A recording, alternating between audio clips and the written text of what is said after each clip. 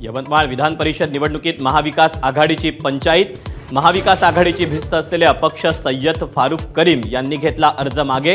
पुरस्कृत उमेदवारी देण्याच्या हालचाली सुरू असताना माघारीमुळे ट्विस्ट।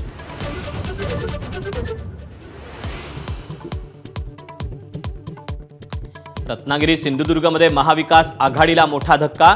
ठाकरेंच्या शिवसेनेचे उमेदवार बाळ माने भाजपच्या गळाला। अर्ज मागे घेण्यासाठी नितेश राणेंसोबत बाळ माने जिल्हाधिकारी कार्यालयात।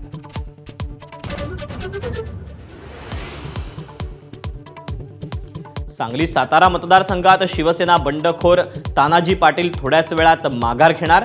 शंभूराज देसाईंच्या विनंतीला दिला मान। भाजपच्या धैर्यशील कदमांचा मार्ग मोकळा।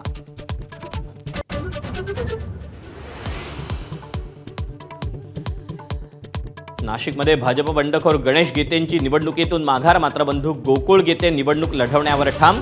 महाजनांसोबत गणेश गीतेंची बैठक।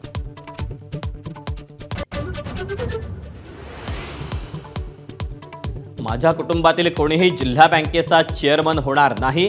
अब्दुल सत्तार यांचं स्पष्टीकरण। मुलाला उमेदवारी द्या असं म्हटलं नाही, सत्तारांचा दावा। संभाजीनगरमधून सत्तारांच्या मुलाची माघार।